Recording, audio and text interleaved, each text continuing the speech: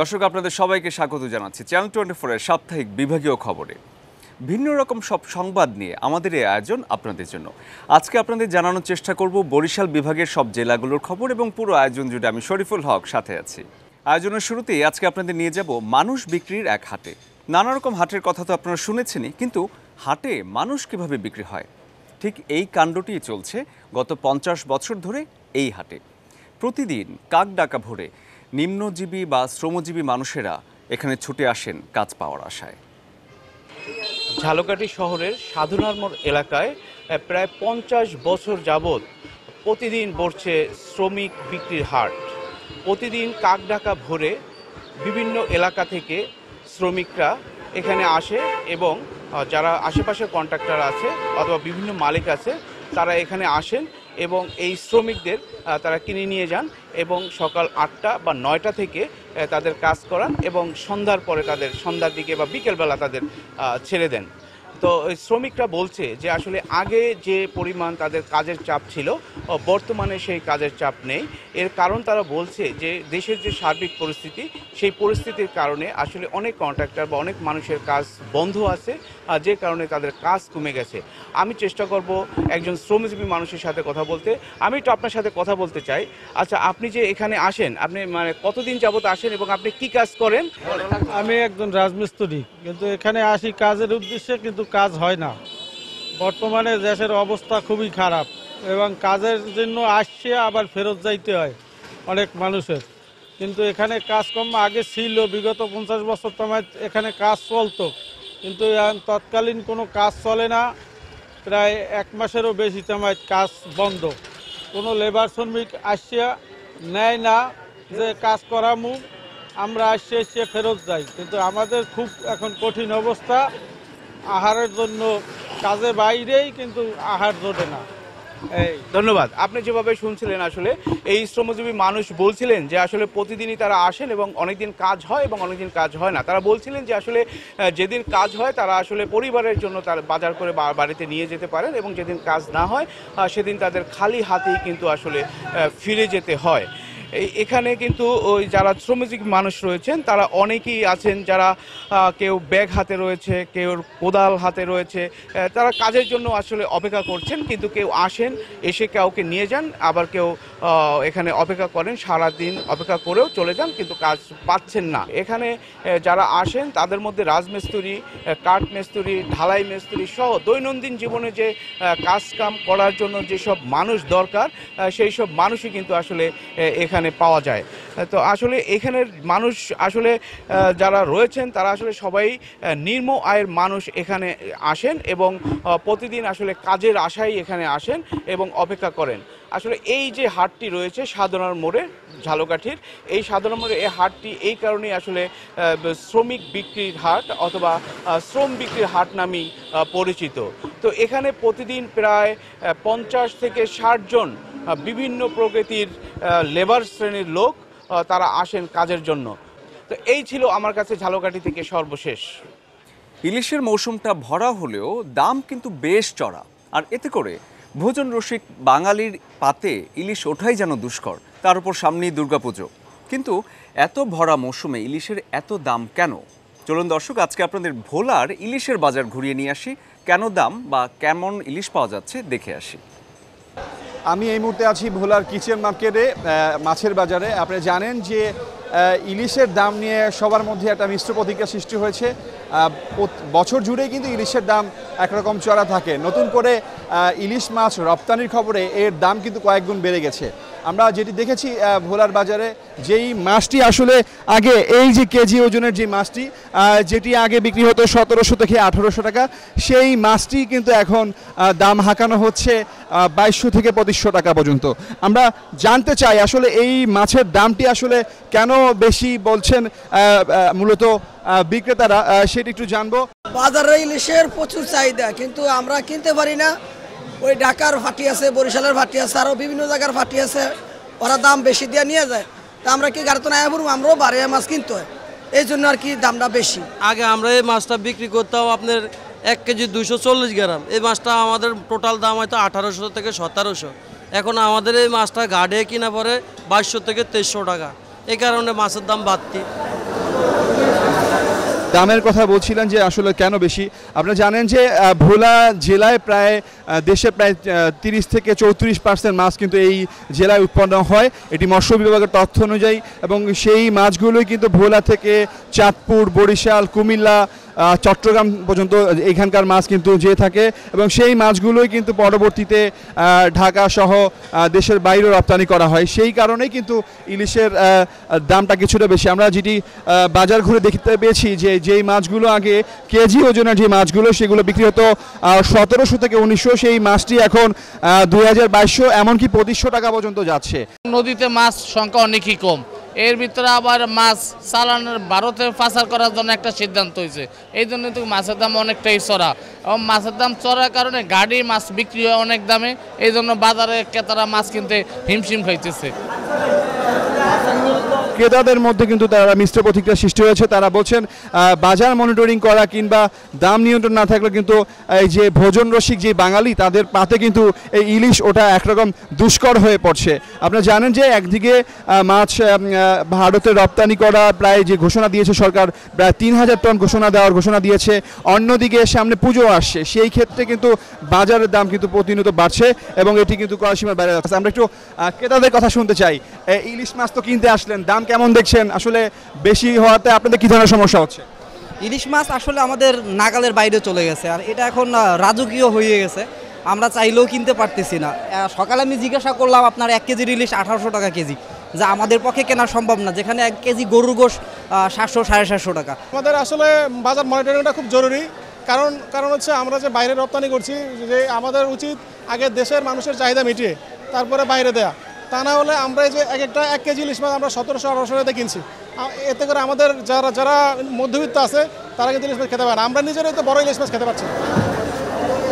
শুনছিলাম ক্রেতাদের কথা এবং বিক্রেতারাও বলছিলেন তারাও আসলে বেশি দামে কিনতে হচ্ছে। এবং অন্যদিকে আপনারা জেনে থাকেন যে আগামী 2 সপ্তাহ পরে কিন্তু নদীতে 22 দিনের অভিযান শুরু হবে। সেই অভিযানের কারণে কিন্তু এই মুহূর্তে জেলেরাও কিন্তু একদম মূলত বলা যায় যে তারা শেষ মুহূর্তে নদীতে যাচ্ছেন, ধরে আনছেন, বিক্রি করছেন। তো সেই ক্ষেত্রে সবারই প্রত্যাশা যে সকল কিছু নিয়ন্ত্রণে থাকুক এবং ইলিশ মানুষের ক্রয়ের মধ্যে সীমা থাকুক এবং মানুষ যেন ইলিশ খেতে পারেন স্বল্পমূল্যে, এটাই দাবি করছেন। তো ভোলার মাছের বাজার থেকে এই ছিল আমার কাছে সর্বশেষ। হাতে গোনার কদিন বাদেই শুরু হতে যাচ্ছে শারদীয় দুর্গোৎসব, আর পুজো এলেই বাঙালির মনে যেন নাচন ওঠে। সবাই পুজোর আমেজে একটা উৎসব ভাব চারদিকে। দর্শক, বরিশালে এবার 1500-এরও বেশি পূজা মণ্ডপ তৈরি হয়েছে, আর মণ্ডপগুলোতে স্থাপনের জন্য প্রতিমা তৈরির কাজ প্রায় শেষ। এখন শেষ মুহূর্তের রঙের তুলির আঁচড়টুকু বাকি আছে। আর 1 সপ্তাহ পরেই শুরু হচ্ছে সনাতন ধর্মাবলম্বীদের সবচেয়ে বড় ধর্মীয় উৎসব শারদীয় দুর্গাপূজা। 8 অক্টোবর পঞ্চমী বিহিত পূজার মধ্য দিয়ে শুরু হবে এই পূজা। ইতিমধ্যে বরিশাল নগরী, জেলা এবং বিভাগের সবখানেই সম্পন্ন করা হয়েছে প্রতিমা তৈরির কাজ।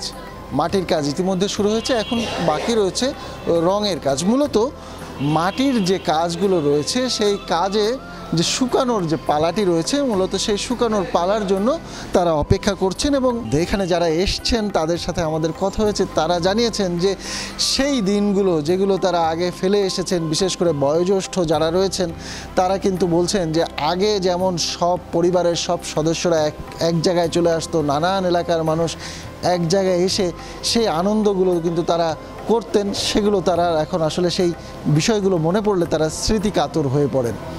সেই সময় যেভাবে আমরা আনন্দ করছি সবাই মিলিয়ে, যা দেখার মতো, এই পাড়ার লোক, ওই পাড়ার লোক, ওই দেশের লোক, এই জায়গার লোক, সবাই মিলে আমরা একটা আনন্দ উদযাপন করছি। কিন্তু এখন ব্যাপারে যে সব কিছুর জন্য কেমন একটু ছাড়া। আমাদের সাথে কথা হয়েছে এখানে যারা আয়োজক কমিটি, মূলত সভাপতি, সেক্রেটারি সহ অন্যান্য যারা রয়েছেন, যারা মণ্ডপগুলো কাজ করছেন, মণ্ডপগুলোকে সাজিয়ে তোলার কাজে ব্যস্ত রয়েছেন, পূজার সামগ্রিক আয়োজন নিয়ে কথা বলেছেন। তারা আমাদেরকে যেগুলো বলেছেন সেগুলো হচ্ছে ইতিমধ্যে তাদের প্রতিমা তৈরির কাজ শেষ হয়েছে, তবে রঙের কাজটা বাকি রয়েছে। তবে এবছর রঙের কাজ তারা একটু দেরিতে করার চেষ্টা করছেন। প্রাথমিক অবস্থায় যে কাজটা আছে আমরা সে কাজটা মোটামুটিভাবে সম্পন্ন করেছি। এখন যেটা বাকি আছে সেটা হলো রঙের কাজ। রঙের কাজটা আমরা সবসময় একটু দেরিতে করি, যে কারণ প্রতিমা শুকানোর একটা বিষয় আছে। এই সব কিছু মিলিয়ে আমরা হয়তো আগামী সপ্তাহে আমরা সেই রঙের কাজটাও করব। নিরাপত্তার যে বিষয়টি রয়েছে, নিরাপত্তার ক্ষেত্রে জেলা প্রশাসন এবং পুলিশের পক্ষ থেকে কিন্তু সব ধরনের আশ্বাস দেওয়া হয়েছে। যদিও কত সংখ্যক মানুষ এখানে থাকবে সেই বিষয়টি বা কত আইনশৃঙ্খলা পরিস্থিতি নিয়ন্ত্রণের জন্য কতজন মানুষ থাকবে সেই বিষয়টি কিন্তু তারা এখনও নিশ্চিত করেনি। আমাদের এখানে বরিশালের পূজারি অনেকটাই সুন্দর, আমাদের কমিটির লোকেরা ওনারা সবাই মিলে আবার আশেপাশে সব জনগণ মিলে পূজাটা আর কি অনুষ্ঠিত হইতেছে সুন্দরভাবে। কোনো বিভেদ নাই, সবাই মিলেমিশেই কাজ করি। প্রশাসনও ভালো ইনিছে, আমাদের ডিসি স্যারের ডাকছিল, কোতোয়ালি থানা ডাকছিল, এই কাউনিয়া থানা, প্রশাসনের দিক দিয়ে আমরা যথেষ্ট সহায়তা আছে। আজকে সকালেও কোস্টগার্ড এসে গেছে। ফেনী, নোয়াখালী সহ উত্তরবঙ্গ এবং বিভিন্ন জায়গায় বন্যা হয়েছে। সাম্প্রতিক এই বন্যায় দেশের একটি বিশাল অঙ্কের মানুষ তারা ক্ষতিগ্রস্ত হয়েছে।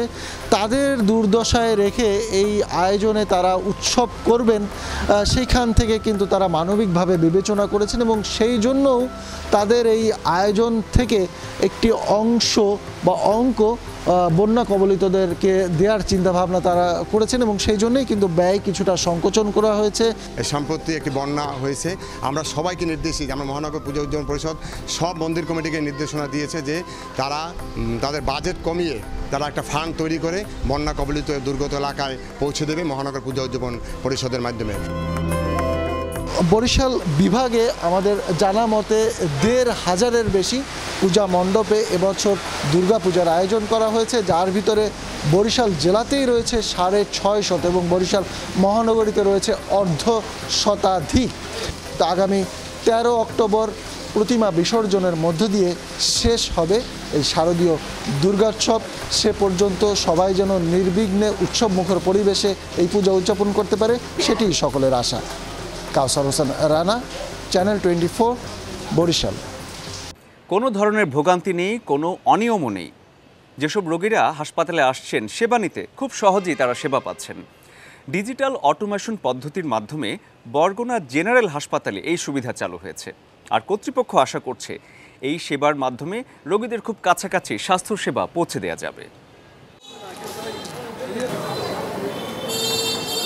বরগুনা জেনারেল হাসপাতালে চিকিৎসা সেবা নিতে এসে নতুন এক অভিজ্ঞতার মুখোমুখি হলেন তানজিলা রহমান নিশা।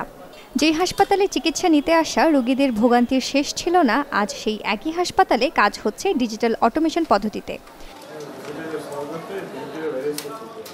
এই পদ্ধতিতে হাসপাতালে রোগীদের সেবা নিতে প্রয়োজন হবে জাতীয় পরিচয়পত্রের। এর মাধ্যমেই কাটতে হবে টিকিট, করতে হবে রেজিস্ট্রেশন। এই পদ্ধতিতে রেজিস্ট্রেশন করলে কেন্দ্রীয় সার্ভারের মাধ্যমে রোগীর সকল তথ্য পৌঁছে যায় কর্মরত চিকিৎসক সহ সকল বিভাগে। এমনকি রোগ নির্ণয়ের ক্ষেত্রেও রোগী যাওয়ার আগেই সব তথ্য পৌঁছে যায় ল্যাব টেকনোলজিস্টের কাছে। ডাক্তার দেখানোর সময় আগে যে ভোগান্তিগুলো ছিল ওইগুলো এখন আর নাই।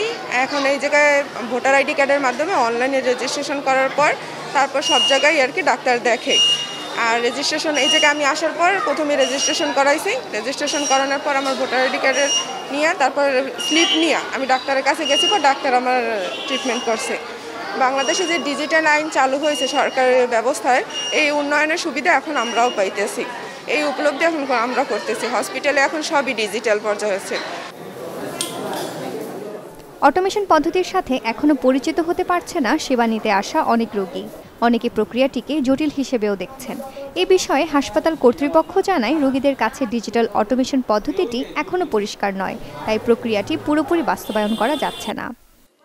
ঔষধ নিতে হইলে জাতীয় পরিচয়পত্র আপনার এনআইডিটা দরকার, মানে আনতে বলে হাসপাতাল কর্তৃপক্ষ। এই আমি সবই আনছি। এনআইডি আনছেন? হ্যাঁ। কই এদি কই জাতীয় পরিচয়পত্রটা দেখি। জাতীয় পরিচয় আমি তো বুঝি না স্যার। আমি পরিচয়পত্র বুঝেন না? না। এনআইডি আপনার ভোটার আইডি কার্ড? হ্যাঁ, তো বাড়ি রয়েছে, এটা তো লাগবে না আমার। আমরা হাসপাতাল ডাক্তার দেখাইতে আসিনি, তাই এই বাচ্চার সমস্যা এই জন্য আজকে আসলাম, কিন্তু এটা লাগেনি আমরা জানি না, বলেও নাই তারা।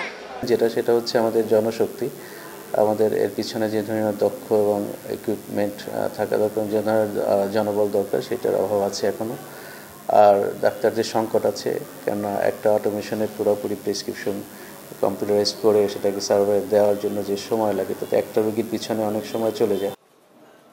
প্রযুক্তির এই যুগে হাসপাতালে আসা রোগীদের ভোগান্তি কমানো সহ সব ধরনের অনিয়ম ও অব্যবস্থাপনা কমাতে এই উদ্যোগ হাসপাতাল কর্তৃপক্ষের। হাসপাতাল কর্তৃপক্ষ মনে করছেন অটোমেশন পদ্ধতি পুরোদমে শুরু করতে পারলে হাসপাতালের অনিয়ম অব্যবস্থাপনা অনেকাংশে রোধ করা সম্ভব। অটোমেশন হয়ে যাওয়ার পরে চিকিৎসা সেবার আমূল পরিবর্তন দেখা দিয়েছে। একদিকে আর্থিক আয় 2 গুণ 3 গুণ 4 গুণ বেড়ে গিয়েছে। রোগীদের সেবা আগে যে তাদের কষ্ট হতো, সময় ক্ষেপণ হতো, তার থেকে উত্তরণ হয়েছে। এখন সমস্ত রিপোর্টগুলি আগে হাতে লিখতে হতো, এখন সেটা কম্পিউটারাইজড হয়েছে এবং রোগীরা রিপোর্ট করতে এসে 1 দিন 2 দিন তাদের ডিলে হতো, এখন সেটা 1 ঘন্টা 2 ঘন্টার মধ্যে তারা রিপোর্ট পেয়ে সমস্ত চিকিৎসা সেবা নিয়ে তারা বাড়িতে পৌঁছতে পারছে। ওষুধের মিসইউজ কমে গেছে। এখানে টিকিট ছাড়া একটা ওষুধও কেউ নিতে পারবে না এবং আমিও যদি 1 পাতা প্যারাসিটামল নিই আমাকেও আমার নামে টিকিট কাটতে হয়। প্রত্যেকটা স্টাফ সবাইকে এখানে টিকিট কাটা লাগবে, টিকিট ছাড়া কেউ একটা ওষুধও পাবে। এটা হচ্ছে আর সবচেয়ে বড় বেনিফিট। ডিজিটাল অটোমেশন পদ্ধতি চালু হওয়ার পর 4 বছরের ব্যবধানে হাসপাতালের রাজস্ব আয় বেড়েছে অন্তত 3 গুণ। Desk report, channel 24। বর্তমান পরিবেশ পরিস্থিতি কিছুটা অগোছালো হলেও প্রকৃতি কিন্তু তার ঠিক নিয়মেই চলছে। সময়টা এখন শরৎকাল, চারিদিকে ফুটেছে কাশফুল। এক একটা কাশ বন যেন হয়ে উঠেছে শিল্পীর তুলির আঁচড়। এই কাশফুলগুলো দোলা দেয় মেঘের মতো মানুষের মনে। তাই বিনোদন পেতে বিভিন্ন জায়গায় যে যেখানে সুযোগ পাচ্ছেন ছুটে যাচ্ছেন কাশফুলের কাছে।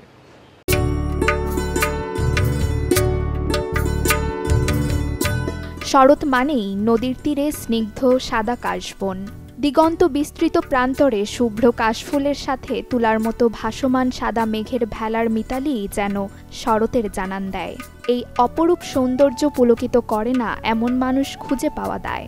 শরতের মেঘহীন নীল আকাশে গুচ্ছ সাদা মেঘের ভেলা কেড়ে নেয় প্রকৃতি প্রেমীদের মন।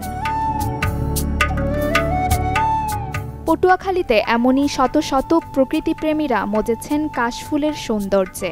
শরতের আবহ উপভোগ করতে ভিড় করছেন কাশবনে। বর্তমান পরিস্থিতিতে হাঁপিয়ে ওঠা মানুষের কাছে এ কাশবন যেন একরাশ আনন্দ আর সাময়িক মুক্তির বার্তা। শরৎকালে এরকমের কাশবন ঘুরতে আসা আলাদাই একটা, মেয়েদের জন্য একটা আলাদাই ভালো লাগার মতন কাজ করে। তো আমি আসছি ফ্রেন্ডদের সাথে। ভালোই লাগতেছে এই জায়গাটায়, সুন্দর জায়গা, মানুষজন ঘুরতে আসে, খুব ভালো লাগে। আমরা আজকে ঘুরতে আসছি আমার ছোট বোনদের নিয়ে। আমাদের এই পরিবেশে অনেক ভালো লাগতেছে। এই পরিবেশটা সবসময় থাকলে আমাদের বেশি ভালো লাগবে। আকাশে ধবধবে সাদা মেঘের শতদল আর মাটিতে মৃদু বাতাসে দোল খাওয়া কাশফুলের চোখ ধাঁধানো সৌন্দর্য দেখতে শুধু স্থানীয়রা নয়, অনেকেই ছুটে আসছেন দূর দূরান্ত থেকে। দূর দূরান্ত থেকে অনেক লোক আসে। এ জায়গায় অনেকটা মোটামুটি একটা পর্যটক এলাকা হিসেবে তৈরি হয়ে গেছে। এ জায়গায় মনে করেন এই কাশফুল থাকলে অনেকে দোকান টোকান দিয়া মনে করেন জীবিকা নির্বাহ করতে পারে। তারপর অনেকে ঘুরতে আসে, হাজার হাজার মানুষ আসে, দেখার জন্য আসে। ফ্রেন্ডরা মিলে পটুয়াখালী থেকে আসছি। এখানে এসে আমাদের খুব ভালোই লাগছে, কারণ এই যে পটুয়াখালীর মানে চারিপাশে এলাকায় কাশবন খুব কমই দেখা যায়। এই জন্য আমরা আসলাম, অনেক সেলফি নিলাম, আমাদের খুব ভালোই লাগছে। পটুয়াখালীর অন্যান্য সৌন্দর্যের ভিতরে এটাও একটা সৌন্দর্য। আমাদের উচিত যে পটুয়াখালীতে এরকমের সৌন্দর্যটা ধরে রাখা নিজেদেরই দায়িত্ব। পতিত জমি না থাকায় হারিয়ে যাচ্ছে কাশবন আর কাশফুল। গ্রামাঞ্চলে অপরিকল্পিত দালান কোঠা, নদী ভাঙন ও কৃষি চাহিদায় কাশফুল হারিয়ে যেতে বসেছে। আবহাওয়াজনিত কারণে অতিরিক্ত তাপমাত্রা বৃদ্ধির ফলে শরৎকালে কাশফুলের তেমন দেখা মিলছে না। Desk report, channel 24।